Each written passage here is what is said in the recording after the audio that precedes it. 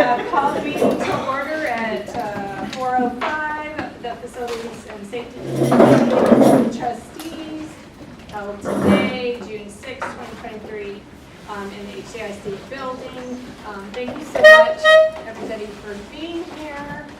We've got a really good agenda for us and some important topics that we are looking forward to talking with all of you about. So the meeting's called to order. The second agenda item is public comment for agenda topics. There are no comments. So thank you so much. All right, so now we'll go to the third item. I think the last few meetings we've been going out of order. I am pleased to say we are going to go in order today. No crazy agendas. Dr. Villarreal, school safety update. Yes, and so before we begin, I do, with your permission, turn over to Dr. Corton to say a few words to share about the committee. So first of all, I'll introduce myself. I'm the interim superintendent of schools, Veronica Corton. Excited to be here. I just wanted to first of all start with a huge thank you. As we have gone through the year, this year we've learned a lot from this committee. Your guidance and your dedication to everything that we've done has been amazing. And so we ended the school year safely and successfully. And a lot of that, I can't tell you how thankful we are for this entire committee. So for those of you that are here or joining us by camera there, I just wanted to say a huge thank you. And in addition, we'd like to also welcome Mr. Leal. You moved on us. So, welcome. Yes. It's a lot of work to go from there. It is a little bit of work. More than you imagine, right? So I'm going to hand it back over to Dr. Villarreal. All right, thank you very much, Dr. Corton, Dr. Reiniger, committee members, and also committee members. So this afternoon, we're going to provide a short school safety update on things that we're working on currently in the summer as we prepare for the new school year. If you recall, at every meeting this past school year, we've been bringing forward recommendations, but also things that we've been doing as a school district to increase school safety here in our wonderful school district. It is a work in progress. We're constantly looking to improve what we learn from things that happen, and we're constantly tweaking our processes and procedures. And also very important to us is the feedback that we receive from this committee, that we receive from parents, students as well, and so that all comes together in our school safety plans. And so just going to take a couple of minutes this afternoon along with Mr. Danny Castillo to talk about some things that we're working on this summer, big picture items, so that you can be aware of what we have to look forward to.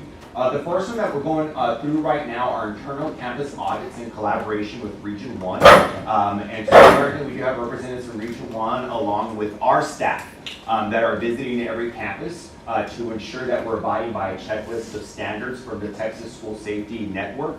And so that exists, of course, at Texas State University, and they have been tasked by the Texas Education Agency to oversee everything school safety in the state of Texas. And so there are certain policies and practices that we have to abide by, so they're making sure that we have those policies in place. We've done those practices, for example, fire alarms, evacuations, our intruder audits that we've done. They're making sure that we have done all of those. But in addition to that, they're walking the campuses to make sure that we have things in place, whether it be the numbering of doors, whether it be also fire extinguishers, everything safety is being audited currently. And so the goal is to be done with that by the end of the summer, and then they will be able to provide a report to our school district to ensure that we are abiding by all of the requirements. The second thing we're working on right now is our standard reunification method refinement. And so basically what that is should we have to ever evacuate a campus and reunite our students with our parents, we want to make sure that we do so in an expeditious, also respectful manner. And so we practice that, right? We started this past summer, last summer, right, with our first practice. And so what we're trying to do is constantly refine that so that everybody understands what their role is should something happen.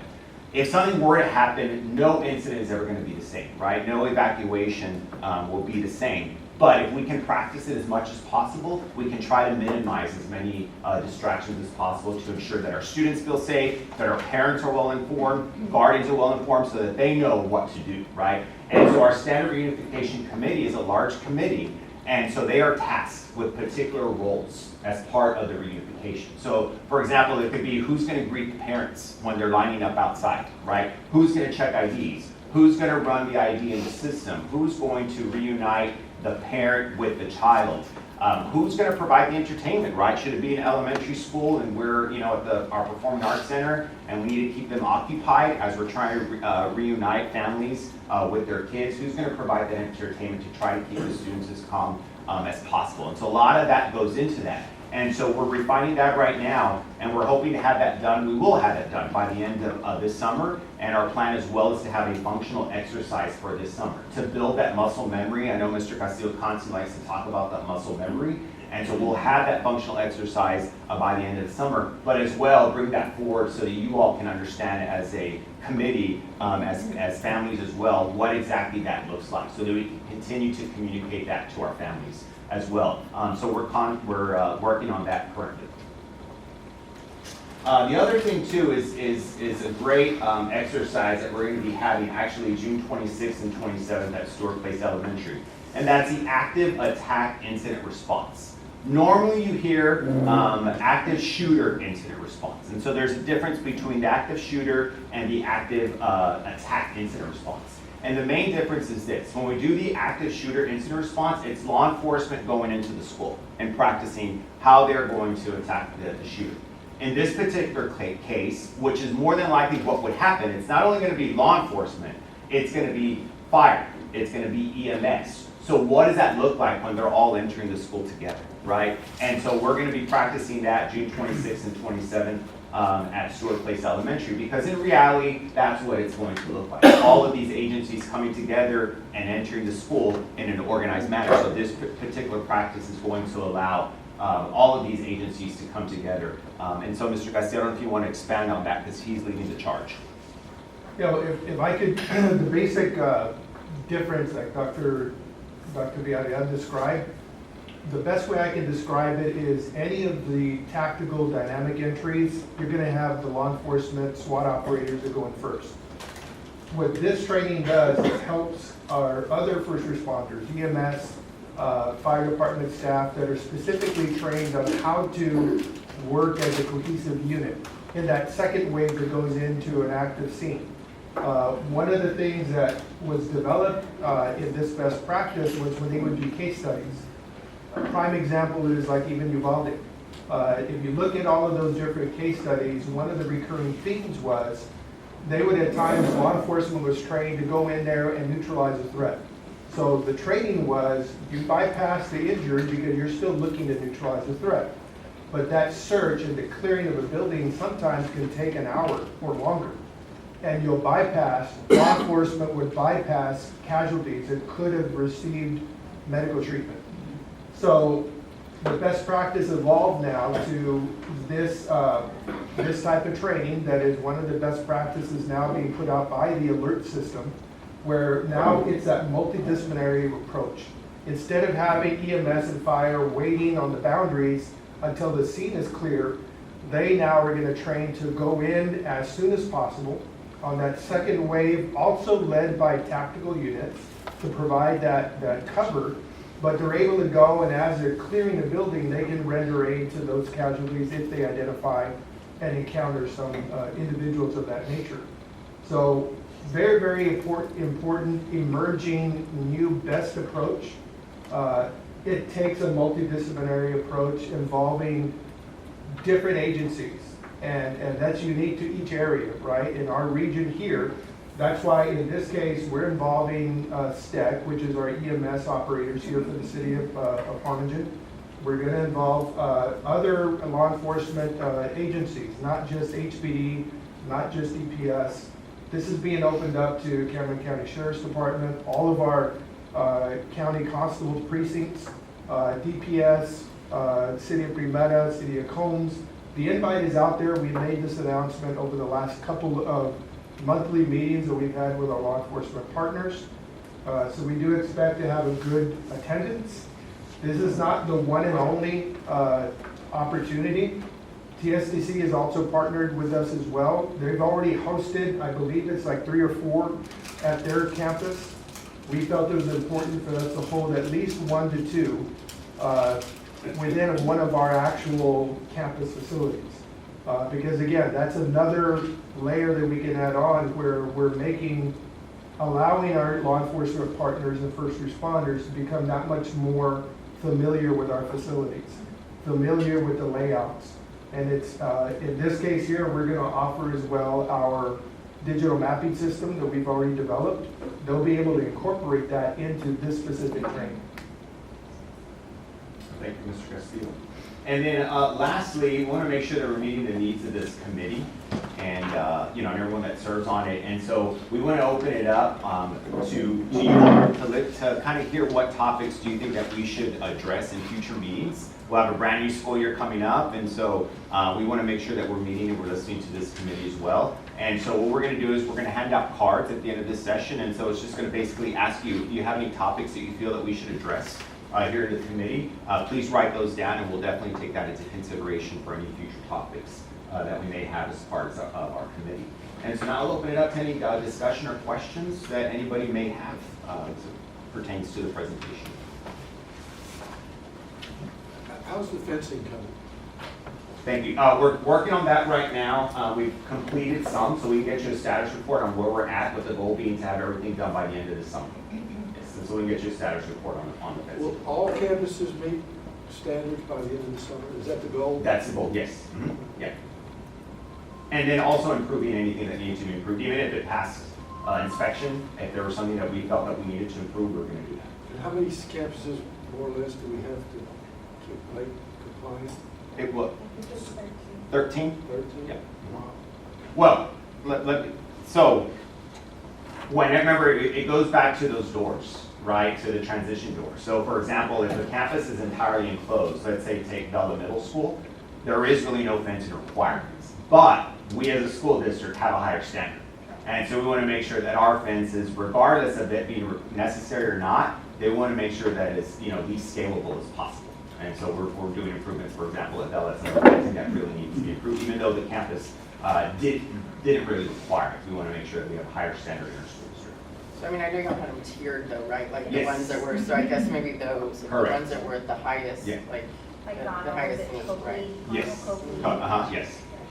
Yeah, Coakley's done, Vinyls, they were already putting up the new So like, fencing as for well. example, Gutierrez and Bella have all their doors closed, so the fencing is not a requirement, but we still wanted to make those upgrades. But are you asking at that highest tier, how many are left to do? Right. Oh, at the highest tier, it was Coakley's, Vinyls done. Those five Those were five. the Yeah. highest tier. And they're So all those will should be and done by they're the all- end of the summer, yes. Okay. Mhm. And we get your status report. Other questions or comments? Yes, I do. So, Danny, you mentioned the multiple agencies in your chat just earlier. Can you give us an update? Where are we with all the different agencies, and where there's more opportunities to either expand some relationships, dial some down, or go elsewhere? Because we've recently had some, obviously different discussions with the county that didn't go so well, things like that. So where are we with Harlingen? Where are we with other agencies? And where do we feel our manpower is? Where are there maybe some opportunities and maybe some gaps and that kind of stuff? Can you speak to that? Yeah, I mean, that's a good question. It's a very important question that I think we as a district need to make sure that we're cultivating that always. As it stands right now, going into this next school year, we have an existing MOU with Cameron County that involves the Cameron County Sheriff's Department. It involves all 5 of the Cameron County constables precincts. We have an existing agreement that is still good for another year. It's a 2-year agreement, also with the city of Pimenta and the city of Combs. So there's no plan on either side for those agreements to be affected. The other question was really at the area of one of the approaches that would be possible, which was the SRO program. But that's why, again, from the very beginning, we were looking at the best fit. I think we're still trying to really fine tune what will be that right fit for our district. But that is separate from us being able to say that going into this next school year, we will have the coverage we need to make sure that we maintain that same level of law enforcement presence that we had this previous school year. But we are going to certainly still look at how best to cultivate those relationships. Because I've I've said this over and over again to different people that I've spoken to, that it's not as simple as just saying, do we do this or we do that? The real strength behind whichever direction we go is going to be the relationships and the partnerships. So in that area, I believe we're very strong, and it's been growing stronger with every decision we make to further facilitate regionalized training for law enforcement. It becomes, the way I call it, the win-win situation. Because we're not just looking at doing something that will benefit HCIC, but this will benefit our entire community. These Cameron County constables and the sheriff's officers, deputies, they service our whole county. So the lessons they learned in their familiarization with our campuses, they told me themselves that they're taking those lessons back, and that's helping them understand how to better serve the rest of their people that they serve within their respective precincts. And they've taken some of those things, they really hadn't been afforded that insight until they started working with our district. So, yes, some of these things take a little bit of time.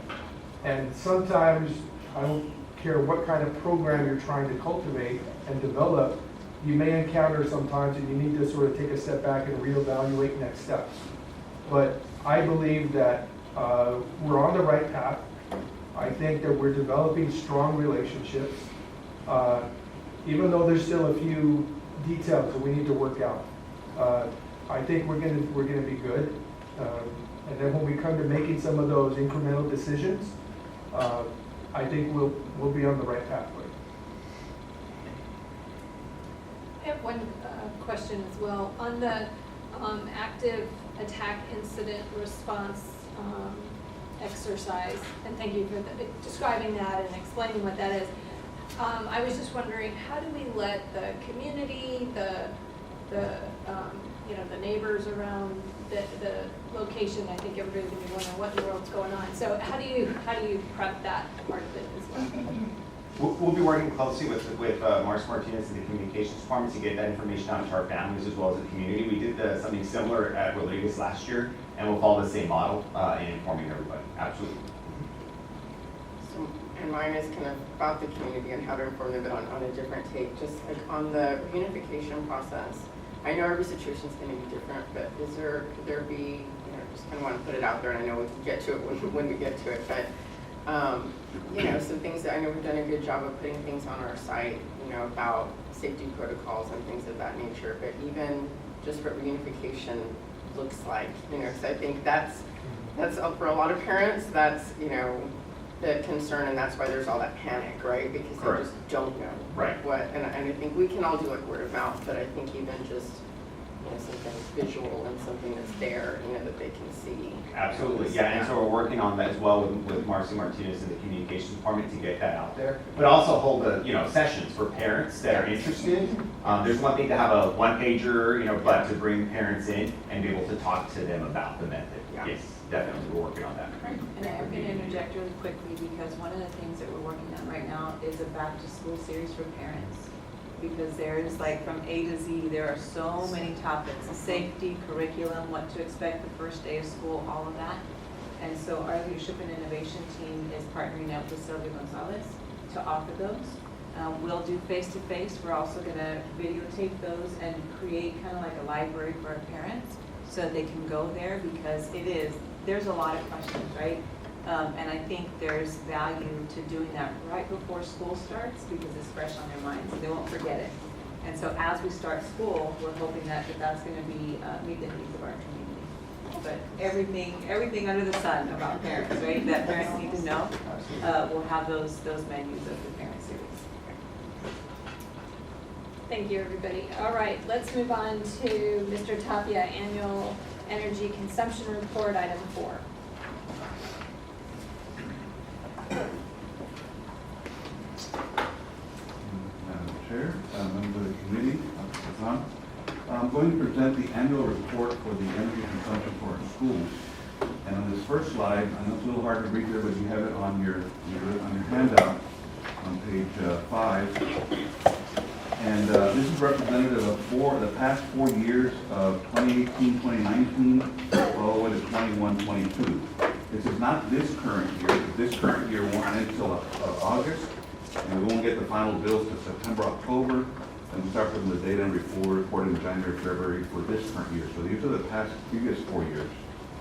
And you can see there in the bottom that we're averaging, this is the kilowatt per hour consumption report, which is a unit of measurement for the electricity bills.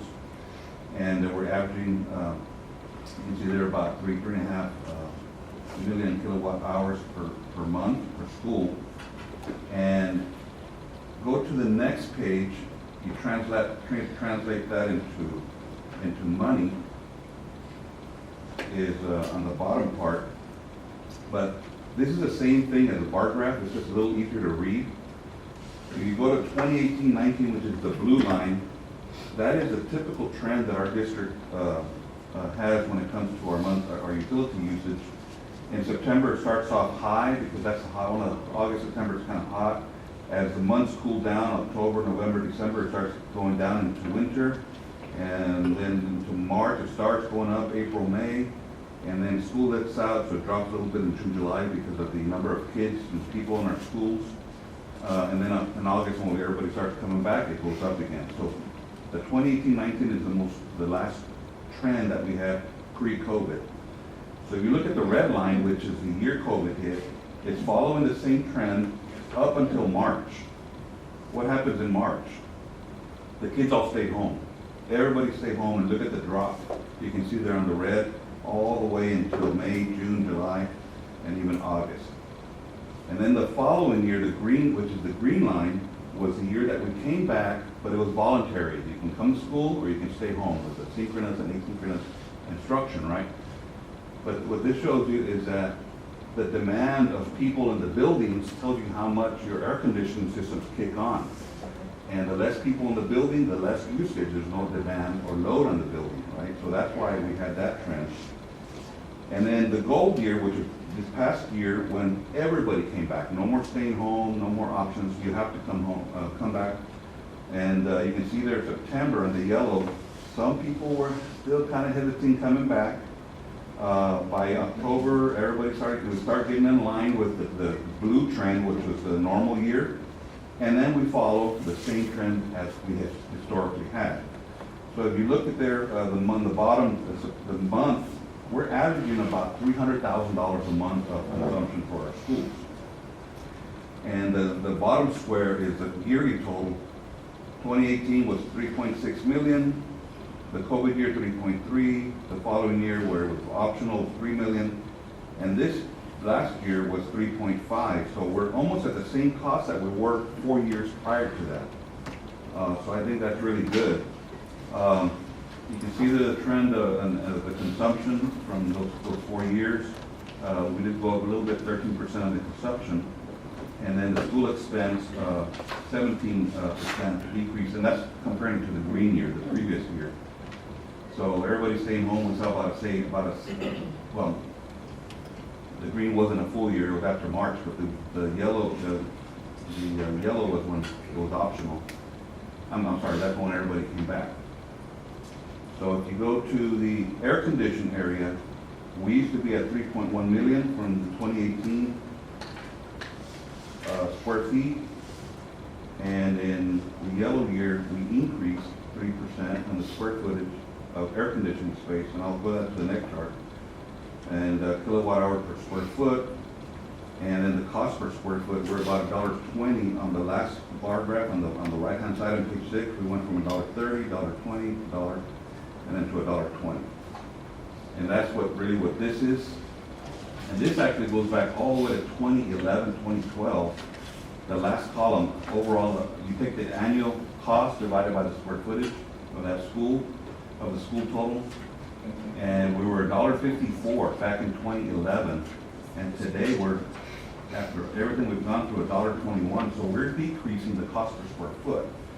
What you don't see here is the utility rate that we pay. How many years ago did we get that good rate? About 3 years ago. 3 years ago, we locked into a really good rate, which was for the next 8 years, so we still have 5 years left on that rate.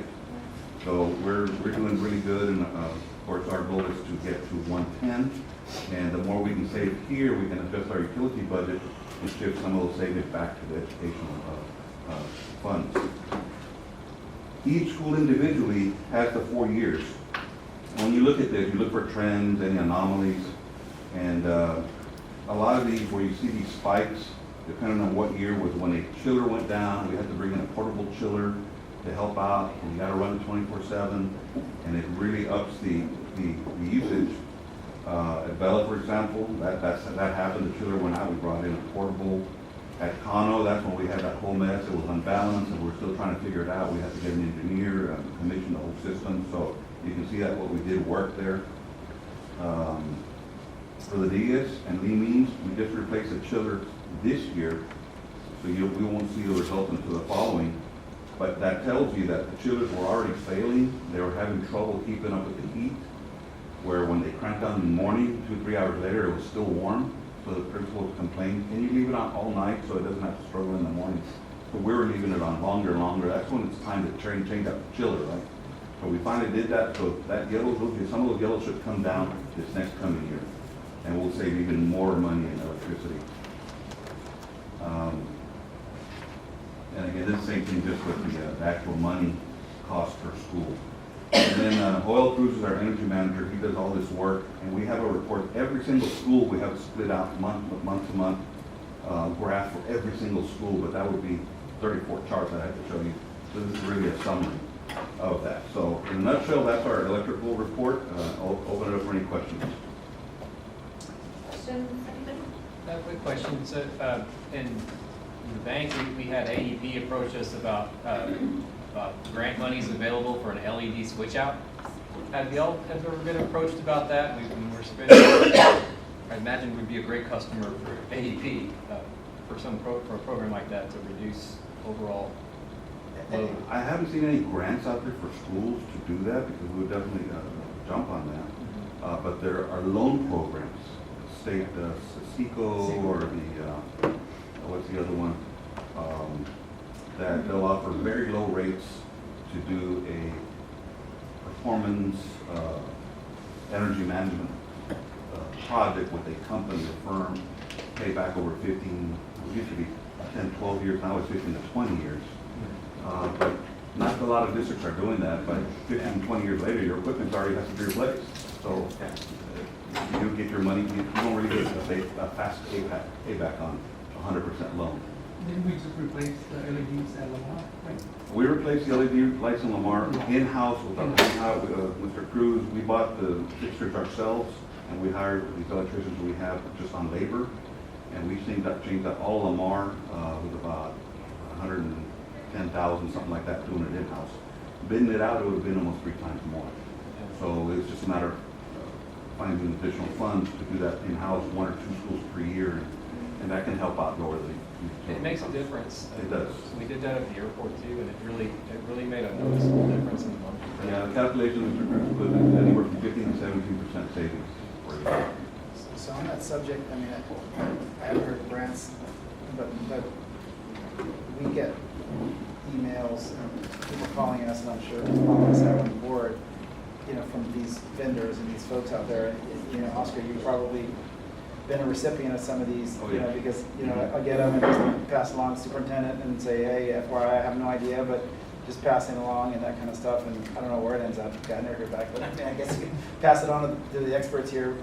Can you tell us more? Because these people are always claiming this, that, there, and I don't even, you know, I just, yeah, I don't, it's not my job to. Yeah, we get a lot of vendors that call us, and they offer to do analysis of our schools. They want our utility bills, they go see our equipment, Yeah. and it's free, no charge, no commitments. So we'll let 2 or 3 firms over the past several years, we let them do that, and they come with their report. The last one, I believe was Schneider, and they had a 20-year payback. 20 years. Yeah. Didn't really entice our appetite for that. I would like to see 12 to 15 years, and with something we could have brought to the facilities committee as a possible project. But 20 years plus, it's just not even worth discussion. That's what I was looking for, just reassurance that those things aren't getting to you and you're really not, because, I mean, obviously, there's an opportunity somewhere, you know, I'd like to take advantage, but you know, But we continue to meet with them here, and somebody may come up with something that we hadn't heard before, and hey, that sounds pretty good, let's take it to our facilities committee meeting. So we'll keep an eye on it. Only we need Anything. somebody at AEP. Who's not here today. You can ask that question for us. Now, the rate we have is with whom? Van Brunt and Associates is the consultant that we have. what's the name of that one? Van Brunt and Associates, Okay. Dallas, No, but the one who sells us the electricity. I don't recall. Is it for the state or region one? No, we bid out those services through Van Brunt and Associates. Don't recall the name of the provider. Reliant? Reliant? We're reliant? Yeah. We're reliant, we lock them for 8 years on that. And then there's little, other what they call nodal charges that they pay back to AEP for the use of the lines and things like that. So yes, we do get a lot of calls. And anywhere there's potential for savings, we'll definitely bring it to the community. Great. Thanks. Oscar, how many campuses have we completely changed out for LED? Only the newer ones have them, like School of Health, Early College High School, the New Church Hills. Anything in the past 10 years, we build them all with LEDs. It's all the old ones. Probably half of our schools, I think, well, about a third or about a half, still have the T8s. We even have a few T12s, but we've been changing those out. We can use TRE funds for those? Yes, we budget, we have a line item. Last year, we budgeted about 200,000. Some years, we've gone a little bit more to do, where we hired an engineer to do a big project, but it's been hard to find budgets for that. So this past year, we had 200,000. We're proposing this year to have 200,000 to 300,000, but we haven't finalized. So maybe 3 or 4 more campuses this year? If we can get the funding. And Oscar, I know we haven't done a lot of new construction, obviously, lately. Newer buildings are really like automatic lights coming on and off, that's pretty standard these days, right? On new construction, yes, and there's actually a part of the city building code, that has an energy code, Yeah. that requires a lot of that in new construction. Thank you. Mr. Tapia, do you want to move on to item number 5, presentation of data on ESSER funded projects? Yes, ESSER funds, HVAC improvement for Hardin High South, Area Childhood. I'm sorry, this is a roofing. Did I skip? Yeah, I skipped the page. This is the air conditioning for digital controls at Coakley, new units along in Wilson. The ones at Wilson finally came in, 26 new rooftops, and I believe they've already been all installed, that person, Kimberly, this past week. You can see the work there. I believe those are 510 units, and with a new roof curb and the new units. And so once we do this, the following year, you'll see a drop in the efficiency of, these are high efficiency units, and you'll see a drop in the bills that are there. So we're happy to get these extra funds to do that work. The roofing project at the high school, South Bell Early Childhood Academy, we did a bid. We got 3 bids in, American Contracting, CS Advantage, and Petco. Our budget was 1.1 million. They came in, 2 of them came in just under that, and 1 of them was at 1.3. We just ranked them yesterday. We're working with our architect to research to make sure the bids are good, there's no errors, mistakes. Talk to the contractor, make sure all the numbers are good. And then we're gonna recommend on next week's board meeting to award to one of these companies. And it's a little bit of a little school on the locker room area, and all of Early Childhood Academies got some really bad leaks. And the insulation's pretty much ruined, a lot of condensation issues, so we'll be happy to do that. So are you going to be presenting that? You said Next Tuesday, it'll be on the agenda for all. The re-roofing at the high school, let's go to this plan here. We awarded all those areas that are in red, but in the very bottom right, there's one wing that's not there, that's called wing 1. We left that wing out because we didn't think we could be able to make our budget. There was 2 of those wings were actually alternates, and we accepted the alternates to try to get as many wings as possible. We didn't get that last wing in there, but when we went to go visit it to look at the culinary, there are leaks everywhere. That's just as bad as the other one. Just up on top, it doesn't look as bad, but it's just leaking everywhere. And we're gonna do all of that. We might as well do that last one. So we got a proposal from RGO Roofing to add that. and the cost came at $237,250. And the architect says it's in line with the alternates of the other wings, pretty much the same price per foot, cost per foot. So I'll work with Raymond and we can find the funding. We're gonna recommend that as a change order to the contract that has that last wing. It's really bad. You can see all this tile stain and water coming in. We just can't have that in that, only that one wing. We don't have any mold there, do we? Well, if we let it sit there long enough, it will grow mold. But we have to address it right away with the custodian, change out the tile, change out the insulation, dry it out, put another sitting tile. But next rain happens again, so we have to constantly keep on top of it so it does nothing grows. So we really want to take an opportunity to add that one. So you'll see that on your next agenda item at the board meeting. Janak Roofing, that's the one that we awarded to Real Roofing. They're doing, all those elementaries, most of those are the mini gyms, and we're waiting for the metal panels to come in. But the big one was the administration annex, which is just across the street. This way, this way. If you pass by, you see a lot of work going on. And the top right picture is a 300 wing, the one facing the street. It's a one-story building. The other ones are the two-story section. Way up on top, you can see the railing and the edging that they're working up there. And so they're working around the units, and they have to raise some of the units and work on the flashing and then put the roof cap and so forth. So that's progressing really good, along with some of the new paper installation boards that they're doing. So next month, this ought to be quite advanced. That's the end of the ESSER project right now that I'm reporting. Move on Please to the continue, TRB. yes, thank you. The first responders and SAC paving project, La Feria Excavation was awarded the project. We had a pre-construction meeting this morning, contracts have been signed. We're just gonna go get the permit in the city, and either probably starting Monday, you're gonna start seeing demolition of that old parking lot in between the first responders and the Habitat for Humanity's buildings that we also bought. They can tear out that whole section. You can see it there in the middle. And top right is where the buses go along the railroad track, when the Caniche Drive to SAC to drop off. We're gonna pave that all 100% new. And there you can see the circular drive is gonna be for the first responders, if you go in and out, for the smaller buses and minivans, or minibuses. And then going all the way around to the alley on the bottom will be the new drive that comes out of SAC, which is the current route they do now, it's just gonna be paved instead of Caniche. So we're excited about getting that project underway. Early Childhood Academy was the outdoor learning spaces we awarded to Green Thumb. They also, we got the contracts, they got permits, and they're gonna start demolition next week. And that's the area, the top right is that block wall that's gonna be demolished. The basketball courts are gonna be demolished. And that area over here on the bottom left is the area where it's gonna be for the teachers, tables to hang out. And there's a design that I presented at the last meeting, so we're excited to get that project underway. Renovations at the high school. The area being working on is the top right is the band hall. They tore off the stucco that was falling apart. They've torn it off. They put plastic to weatherproof it. And there's some metal panels that are gonna come in that's gonna cover the band hall. The left side is that area that we call the dungeon where the kids eat. We're gonna do some renovation work, make some openings up on top, bring a little bit of landscaping, brighten up the space.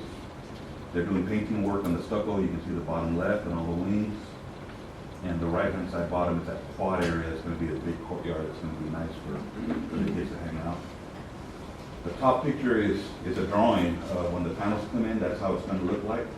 That's not actual, those have not been installed. That's a rendering. And at the bottom, that wood treatment up, that concrete that we've been trying to address, it's gonna have those wood slats that really soften up those spaces, and that's a rendering of what it's supposed to look like once it's finished. And all the doors and windows, a lot of them are gonna be replaced with the storefront, the metal aluminum doors and windows and glass, and some tile work there on some of the hallways. Is that AI generated or That was done by Metamorphosis, the drawing. Middle school track, they started, the last meeting I reported they had started, redoing the whole track at Memorial, and basically the pictures will speak for itself.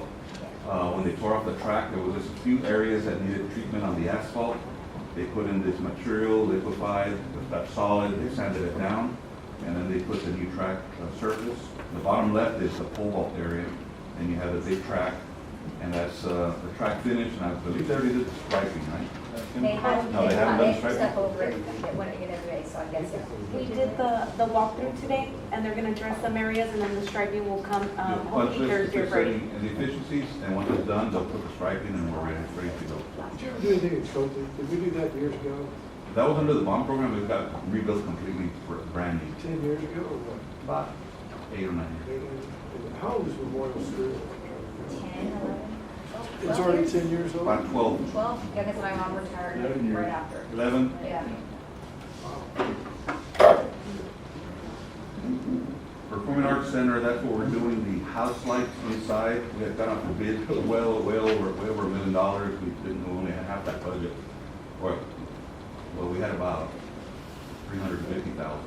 What we did is, we decided to do it ourselves, so we bought all the fixtures and the control panel. We have all that material here. Texas Scenics gonna help us install the console. And now we went out for quotes just for the labor. So the labor, 160, and I think the materials were like 200,000. So we did it about 400,000, 450,000 overall versus bidding it out 1.2 million.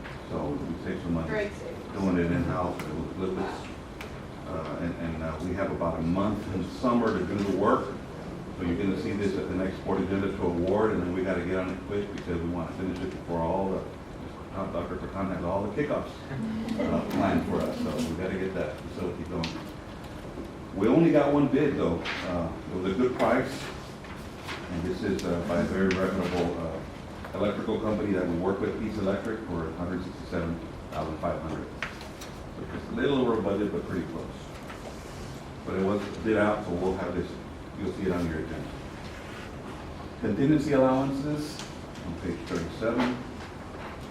This was for the track. I told you when they took off the asphalt on the track, we didn't know how much of the asphalt was gonna peel off with it. It was not that much. It was $14,000 worth of work. We had a contingency of $25,000, so we have $10,582 left.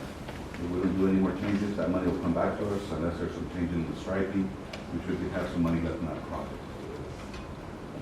Change orders to the contract. Well, I talked to you about the re-roofing at Harlingen High. The project is $4.6 million.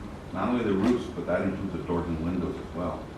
This change order will increase it by 237, so we'll go up to $4.87 million for the new contract amount. This requires board approval because it is a change to the contract, so you'll see it on your agenda as well.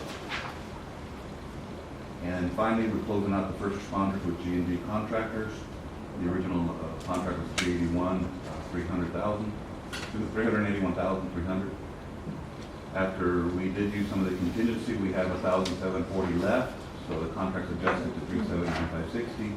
We have paid $362.35, so the payment that will be on the agenda for you to approve, final payments for $17,325, that will also be on your agenda next week. And that's the end of my presentation. Thank you, Mr. Questions? Tanya. Any questions? Quick question, Oscar. How long should some of these roofs last, these projects, especially at Harlingen High School? Are they warranted for particular?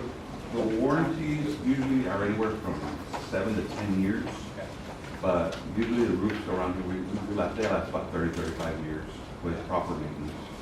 Sometimes 40, but the way the roofing products are coming out, it's even with chiller equipment, used to be 30 years, went down to 25, now they're like 18 years. Roofing, about 30 years still. So HHS should probably replace that roof several times over the years. I believe in How the long does it last? 99 bond, there was some roofing work done there, and then in the last 2010 bond, we did the other half of the side of the school. Now we're doing this side of the school, so you can't imagine doing the entire 360,000 square feet. $10 It would be $20 million. So we try to stagger. I have a question for Joseph. He's part of your committee. He's on that side, so I get to. It's fair game. Is there an opportunity? I think I've asked this before, but are we offering externships, summer externships, things like that for our students with some of these companies and things like that? Are there any opportunities where we take advantage of that? And even during the course of the school year, I don't know to what classes or different, you know, because obviously, you know, I can't interfere with the regular coursework, but different programming we can put in there, you know, some opportunities for students. Are we trying to do more of that? Yes, we're exploring that through our practicums that we have. And so that normally is your senior level class. If the student continues on their particular CT pathway, the final class is a practicum. And so that's where they go out to workplaces, of course, monitor. And so we're exploring what that could look like in district projects, right? To see if that's possible or not.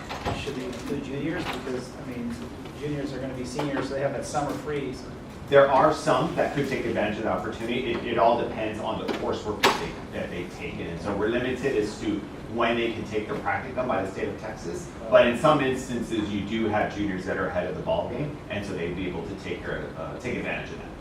And so we're exploring it right now. Sure, we can pursue TEA exceptions, and I'm sure they'll grant it, because, I mean, they want to do more of this, so I'm sure we can do that. And so, yeah, we're exploring it, so we can keep you updated on what that could look like for the fall, definitely. And really, I think it's more of the experience, right? Yeah. And yes, the alignment with the courses. I did a forewarning with Kimberly because she represents a minority in the field that she's in. And so we're wanting to have her go to collegiate high because I think that she's a perfect example to be able to inspire some of our girls to go to engineering. So no pressure. But anyway. And if I may add too, it's, you know, even if it's like Dr. Portan said, an experience or going in particular days, you know, that can happen at any class, in any class that we have at CT. So we can take advantage of those opportunities. And so we do field trips, you know, certain classes do field trips, and so we include those as well. A lot of in-house expertise, so show it off. Thank you. Let's move, for sake of time, to item number 7, Mr. Mendoza, TRE funding financial report. Thank you. Thank you, Dr. Render, board members, Dr. Lucan. We're in our 8th year of our TRE projects. And currently, from years 1 through 7, we had spent right here $79,185,795.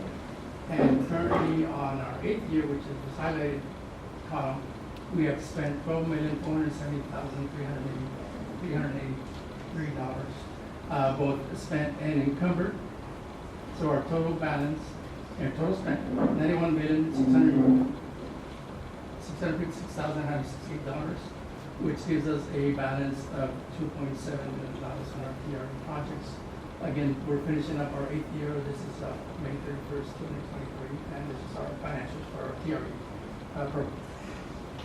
Thank you. Any comments or questions on this? All right. Well, Oh, stupid, sorry. Go ahead. Stupid question, but maybe it's, I guess we'll let the workshop do that. But does any changes with the legislature, right, with the funding come out, the budget came out, does that impact the TRE in any way, shape, or form?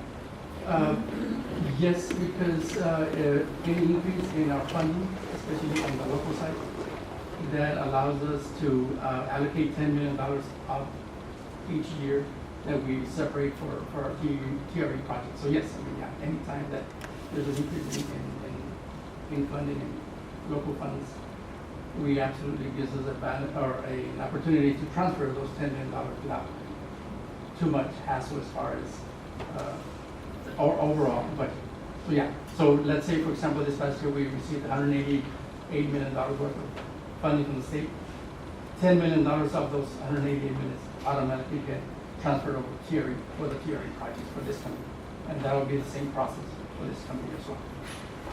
And does the match remain the same? Because it was 42%. Yes, sir. The match changes a little bit as our property wealth increases and our student enrollment decreases. So that 58% match is likely to come down a little bit? That is correct, yes, sir.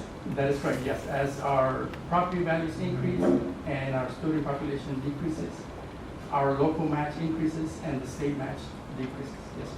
Yes, it will decrease a little bit, yes, sir. You might want to sort of, after all the dust settles, kind of let us know the true impact. Sure. And then, because I don't know, we might want to make adjustments to that, and I don't know if we can. I don't know if it has to. If it's a fixed 10 million, it has to stay that way, and we just have to do whatever we have to do, or if there's ways we can adjust it to make it work for the overall holistic budget. So I don't know. You might want to kind of let us know how Sure. that's shaping up and what percent is, so we understand going forward. We understand that up until this point, it was 58%, Yes. state match, but what is it going forward? I'd like to know, is it 48, is it 45? I mean, I Yes, just kind of, we can run those numbers and I'll have Yeah. that breakdown for you. Yes. Great, thank you. All right, I'm gonna go ahead and adjourn the Facilities and Safety Committee meeting. Thank you so much for being here and for the discussion. Good to see you all.